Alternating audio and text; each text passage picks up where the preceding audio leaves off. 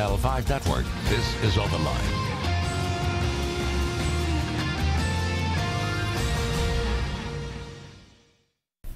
Hello everyone, welcome to OpenLine on Wednesday night. I am Ben Hall. We're talking all about Metro tonight. We are going to get a lot of information about two Metro departments, the Metro Fire Department and then the Metro Action Commission. So the first half of the program, any question you may have about the fire department, its budget, its personnel, anything you want to know, we will take those questions. Then we'll move on to the Metro Action Commission after that. A lot of things are done through that organization, through that department. But I'm very happy to have with us the Deputy Director of the Fire Department, Mike Franklin. Thank you for being with us. You're welcome. Number two there at the Fire Department. So we can talk about a wide range of things. First of all, give us just kind of the 1, 2, 3s, the basics. How many firefighters are there? Kind of what have you seen as far as the numbers in the last few years? Has it gone up or down or stayed the same? Kind of where are we? Well, the Nashville Fire Department, we have about 1,178 to 1,200 members, depending on our staffing numbers and the budget. We're a pretty steady organization. That number's been pretty solid for a while. Part of what you deal with in any fire department is growth of the city, and then when you start looking at growth, of course, you start looking at do you expand your resources. Most of the resources of any fire service will be the operational component. There's about 1,000 members that work in fire and EMS in the Nashville Fire Department. We have 39 stations throughout the county, 22 static medic units at any given time, more if we have the staffing for it. We run a series of chiefs. Any given day there's worker supervisors in the field. So we're a pretty steady, solid organization in the community. We like to stay that way. We like to keep that image that we're there when that people need us. And as a general rule, we're a safe community because of that. Because of the solidness of the fire service. What is the biggest challenge facing your department right now? Well, the biggest challenge in any fire service, and even in Nashville too, is when you have growth, and everybody likes growth, right? So when you have growth, you have to expand the resources with that, and when you do that, costs just simply don't go down. So you have to be measured about your response to that. You really do. You have to be measured about what you request of the council in the mayor's office, and you have to have your facts straight and be sure that the growth for the fire service serves the community where the growth is. And so that's what the biggest challenge is that any fire service, especially Nashville, will face. So we are. I mean, we're definitely a city that's been growing, but you're saying our staff, the staff of the fire department, has been solid. It hasn't been growing. Solid. We grow, but we grow as at need. A lot of our growth recently has been in EMS. We've put 6 static units in service, 15 to 27 actually, 15 to 22 in the last 6 years. Now, what are static units? What does that mean? That means that they're working every day. Sometimes staffing levels will allow 1 or 2 more medic units, but now we have 22 full-time units all the time, plus additional units if our staffing numbers will allow us to staff additional units. And people may not know that when we're talking about the fire department, we're also talking about ambulance. That's correct. EMS. So you're talking about EMS. Yes. And that's a big part of it. Yes. They're the first responders in many cases. That's correct. And then the actual fire engines. That's right. And those off the fire engines, you get a lot of the services. You get the fire service, all the special operations. Nashville is a all hazards fire service. What that means is there's not many things that you can throw at us that we don't have some type of response capability for. And as the years went through, we recognized that we would grow and retrain our individuals, such as confined space, high angle rescue. Those are called special operations functions. Dive rescue. That's one thing that we turned over to OEM several years back. And so with that, of course, is the EMS service, which is a dedicated transport service. And so we have that. It's called fire-based EMS.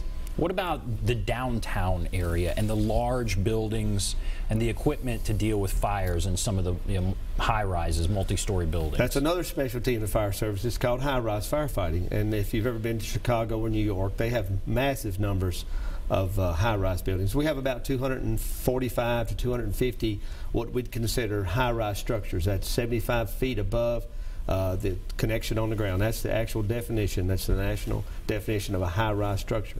So that in itself is a whole different animal as far as training, firefighting, safety for our firefighters and our paramedics. And so, but we have those capabilities, yes. And is our budget, where's the budget going? It must continue to go up, right? It has to. It does, but that's part of the challenge. When you ask about the challenge, part of it is to Do you grow with more personnel? Do you retrain some of the people? So that's the ongoing pattern that occurs in any fire service. It's tough to go in there and just keep asking for more and more and more. So sometimes we have to be good stewards of our money, and we are. We are that. We've seen a lot of departments that have had to make cuts. You know, we have lots of departments come through here. We just get to know them a little better. A lot have had to make some cutbacks. The mayor has talked about, you know, education, public safety are his two priorities. Right. What has happened with the fire department over the last, let's say, 10 years? You know, are we seeing more money going there? Are we seeing, you know, less money going there? Kind of what has happened? Well, I would say that as far as the overall budget with the fire department, we go up, but it's in ever such small increments that we go up, right? And once again, and this started years ago, and the governing bodies will say this, that we understand you want more people and we understand you want more resources, but we want a measured response to this and want you to get the best bang for your buck. And that's exactly what we try to do. We try to do that in the way we order equipment, the individuals that we hire, how we train them, how long we keep them in training, all that comes into play. So that's a big challenge for administrative offices, and at the same time, we want to keep a safe community, and we do. And as a pretty good rule of thumb, we have done that in Nashville. We haven't closed any stations. We're not any less safe we were now than 10 years ago. As a matter of fact, we're probably more safe with more medic units on the street. So that's. And how big a challenge is that? I mean, so everybody thinks of the red fire truck and the fire, but then there's the whole medic side. You know, how big a challenge is that? And that's such an important part of public safety and keeping people safe.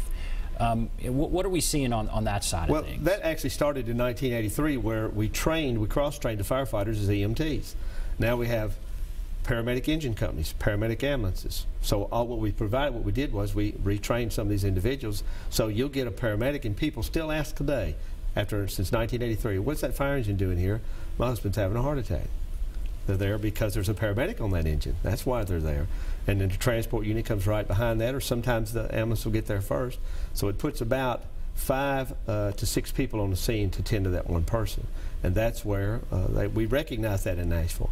And as I say, we haven't had to close any fire stations. We provide a pretty dedicated, widespread service to the Nashville community. And we're proud of that. We're proud to be able to do that. Where do you think we'll be in 10 years?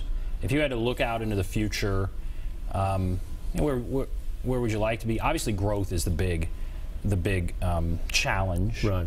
But how do you think we'll be different 10 years from now? Well, what will happen is 9/11 showed us that there was a whole other world that we needed to be prepared for. And the things that happen across the world, they come back to your local community. So once again, what we're going to have to do is we're going to have to recognize that area of training that's necessary and get our people up to speed. Just as I spoke about all those other specialties, there'll be another specialty that comes along that we don't recognize right now. Maybe subways. Let's take, for example, up north. They have to deal with rail lines underground. We don't have a lot of that here, so let's say we build that. That would be something that would be another specialty the fire service would have to train in and be able to respond to. There was that whole, certainly after 9/11, anthrax and the you know, the chemical threat or that kind of thing. The biological hazards and all that. Yeah. And you all are trained for that, and kind of what are you seeing there? The most recent thing I would say would be meth labs. Meth labs was something that came along. They were existent, and all of a sudden they just seemed like they came out of nowhere. And so we've got, in combination with the Nashville Police Department, we have a combined meth lab response team. And we put that together. I think we were the second city in the country to do that. We put that together a few years ago. So you get a combined response from police and fire when we have that type of call out. Because that's an extremely toxic situation. Yes, yes, it's dangerous and toxic, and then depending on the nature of the meth lab, it's explosive, and the suspects involved can be dangerous at times. Let's go to Beth on line 1. Hello, Beth. Yes, hello. Hi, what's on your mind? Yes, I was calling. I've got a son who got out of the Navy about a year and a half ago, and his aspiration is to be a firefighter, and wondering if you're going to start a class of prospective firefighters in the near future. All right, great question. What about that? We hope to have a list ready by next spring. We had discussion about this the other day. We don't have an active list, but by next spring we hope to have a list put together where we can say openly to the community we're taking applications. How does that work? So you're taking applications. I mean, do you set a number of people that would go through the class, and then you get 100 applications and you take 20, or how does that work? You're pretty close. Typically your class will be anywhere from 20 and above. Then you'll probably get about 2,000 applications. The last time we took applications, we got 4,000, and that's not uncommon. And then you have to pick out of that. You cut that list down, and you end up picking about 25 or 30, depending on the number of vacancies. So out of 4,000, you're going to pick 25 or 30. Yeah, there has to be a selection process, and so that's where our human resource. Is that based on the written? Is it just the written? No, it's a written and a physical. That's the first part of it, right? And it's a base 10 scoring system, and it's 1 through 10. In general, we'll take 7, 8, 9s, and 10s, and we'll advance them to the next level, and then there'll be a testing process there. And it's just like any process in any organization like that. You have to dwindle it down until it's a manageable number. But even at the end, you may have 1,500 people that qualify. And so it's good for us, it's good for Nashville, because we get to pick a lot of good candidates that way. We really do, because we have a lot of people interested. That's not uncommon with fire departments across America that they'll have that. First time I saw that was a few years ago. And I'd seen it in Los Angeles, and you'd see online where they had 4,000 people or applying, this kind of stuff. So that's amazing. All right, well, we're going to take a break. If you have questions for the next entire segment, we'll be talking about fire, the Metro Fire Department, a little bit on fire safety, whatever you want to call about. 737 plus 737 7587. We will take a break. Be back right after this.